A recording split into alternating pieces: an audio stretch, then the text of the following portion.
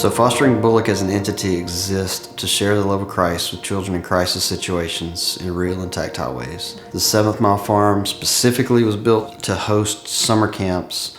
It's an outdoor recreational facility that's meant to work with our kids in foster care in an intentional effort to build relationships in a very short period of time. Relationships that are meaningful and continue well after the 4 days of camp. We do a lot of outreach to at-risk youth and our kids in foster care, but the main goal, of course, is to assist kids that are in foster care. Just want to bring them to a safe place where they're able to have like that time of peace and have fun and just be kids. It's a production to put on that camp, how they do it, and just the things that they think of and everything that they put into investing in that camp supports us as foster parents and supports kids in foster care.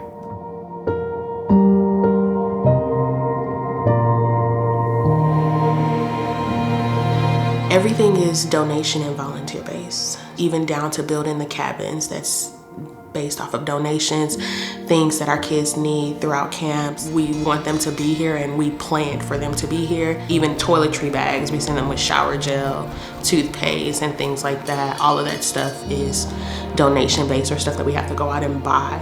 And we also need hands, just people helping to put that stuff together because it does take a village. We even have people that come out and help like clean the cabins when it's time to break them down and build them back up for the next camps because the camps are kind of back to back. So any type of assistance can help us. Years ago, I had a friend that was doing foster care. And I said, how could you do that? You're gonna get so attached, you're gonna fall in love with these kids, and then they're gonna leave you heartbroken. I would never do anything like that. And then I flip it to me 3 years ago from now, and my response has been so different because if you are a person that thinks that you would get attached to children, then you'd probably make a really good foster parent. That's what these kids need, is they need people that are gonna be able to give them a healthy attachment, gonna be able to invest in their lives and just love on them. Being a foster parent is not the only aspect of foster care. There's so many different ways that people can get involved in foster care without actually being a foster parent. And so if maybe you're not feeling called to be a foster parent, what is a different way that you can get involved in foster care?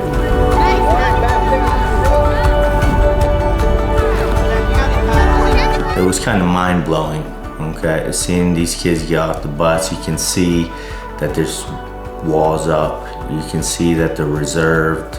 Not the typical excitement you would expect for kids showing up at camp.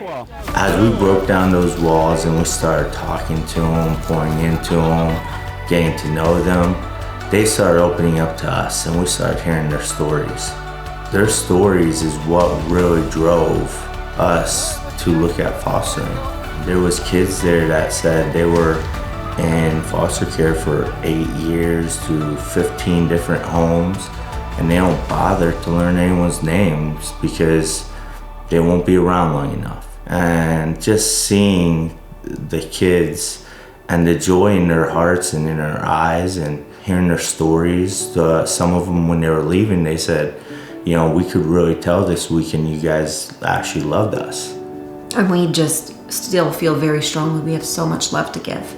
And we have 4 biological children, and they range from almost 16 to almost 6. I would joke around all the time saying I want 10 kids. So I think it's a half joke.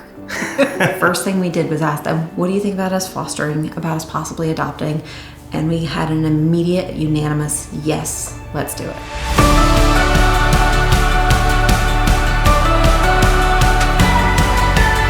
This past summer, we proved that the model works. We proved that in a 4-day summer camp, we can build meaningful relationships that can carry on well after camp and that could potentially lead to adoptions that get kids out of foster care. So as the people who have been charged with the responsibility for this thing, we got 2 options. We can stand pat and say, look, we did a good job, we're gonna do that again next year. Or we can strive to do more of what we did next year in the hopes of getting 1 more kid out. So as we're building, we need everything soup to nuts on the construction side. Man, I need site work, to somebody to drive nails and shingles, and everything in between. was it worth it? Absolutely. Absolutely. I would do it 1,000,000 times again. Absolutely. I'd do it all over again. Never a doubt, absolutely. Any chance I get. Yes. I say foster care journey is like a roller coaster, and it's ups and downs, but I would take that ride time and time again because the kids are worth it. And the joy that we're able to see in these kids and the things that they're learning and the things that they're able to teach us is the most worth it thing that we've ever done. If we're successful in impacting the life of one kid, if you were that kid, would it be worth the effort? So I would contend it can't not be worth the effort.